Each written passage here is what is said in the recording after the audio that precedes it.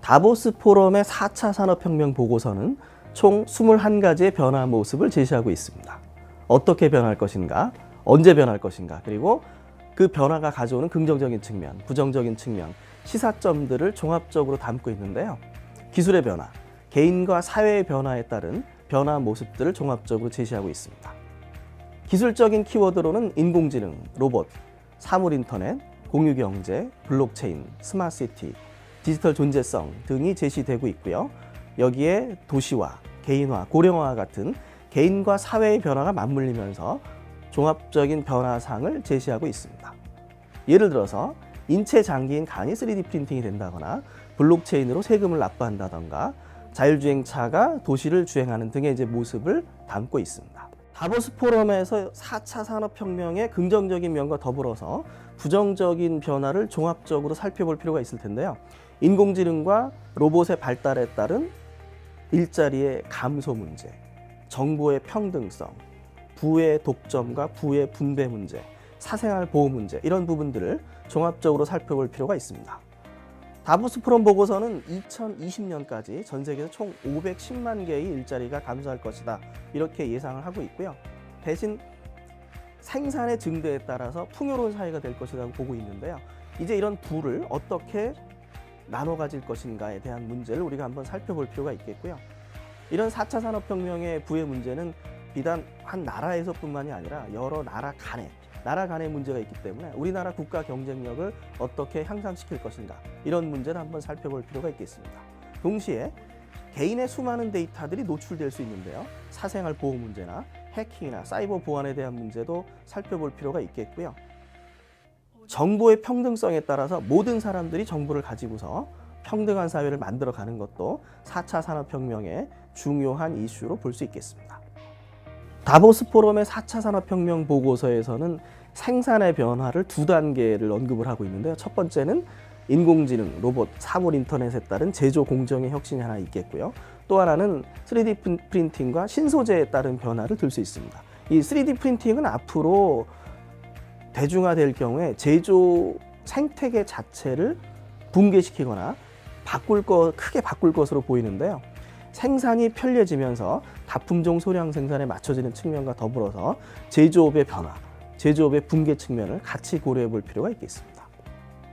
지금 전 세계적으로 스마트시티에 대한 관심도 높아지고 있는데요. 이 스마트시티에서는 CCTV가 중요한 역할을 하게 될 것으로 생각이 됩니다.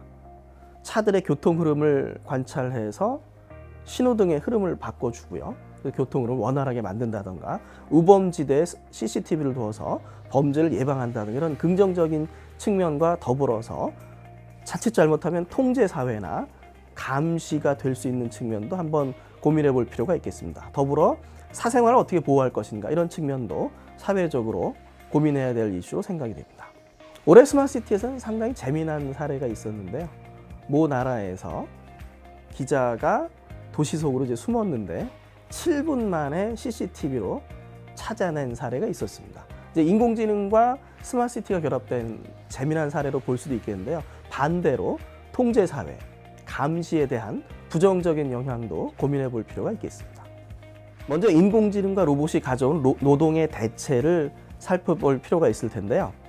로봇 약사가 등장하고 기업 회계의 30%를 인공지능이 대체하고 인공지능이 기업의 이사가 되는 모습을 제시하고 있습니다.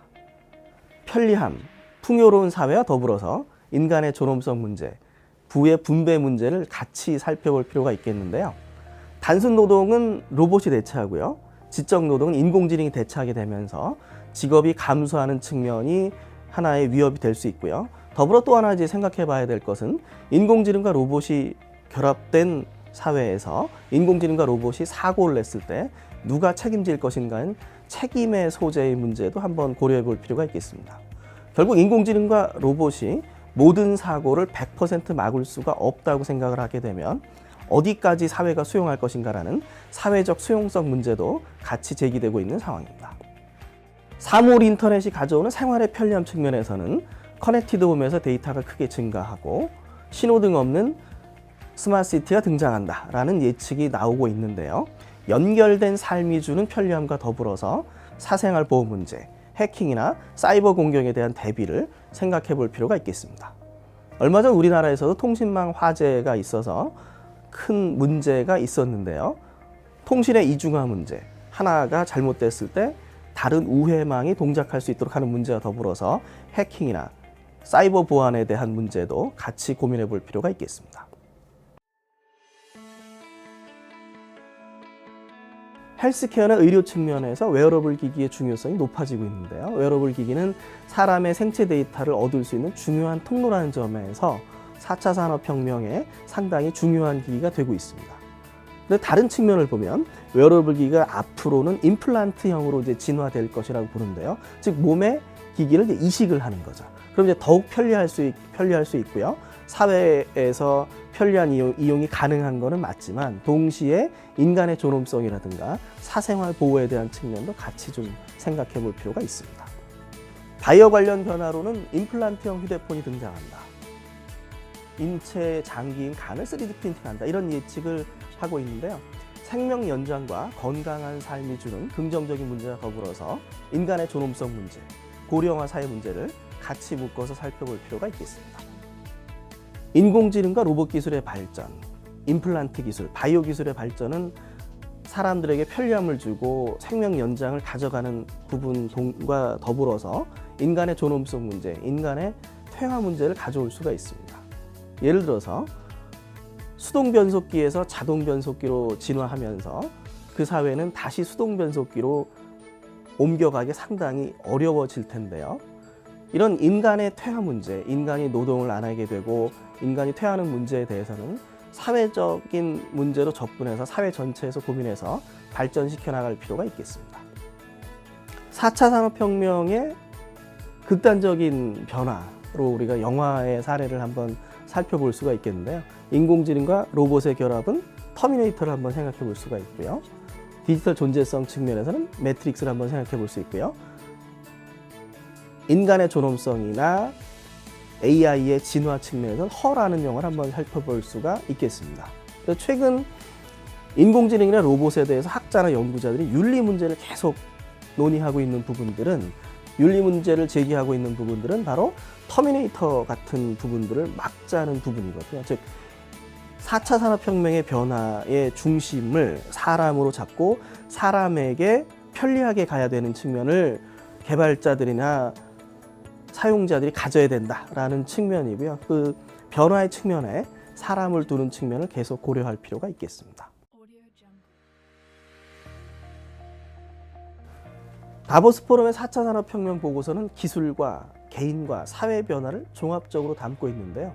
전체 보고서를 꿰뚫는 키워드는 어떻게 사람이 편리하게 살 수 있도록 갈 것인가라는 측면을 볼 수 있습니다. 즉 기술의 발전이 4차 산업혁명의 핵심이지만 그 기술의 발전이 우리의 삶, 사람의 삶에 도움이 되도록 만들어가는 부분들, 이런 부분들을 앞으로 더 많이 신경 써야 될 것으로 생각됩니다. 결국 4차 산업혁명의 중심에는 사람이 있는 거고요. 각 개개인들이 나에게 이 변화를 어떻게 맞춰갈 것인가, 이 흐름을 주도할 것인가, 이 부분이 이제 중요하다고 볼 수 있겠습니다.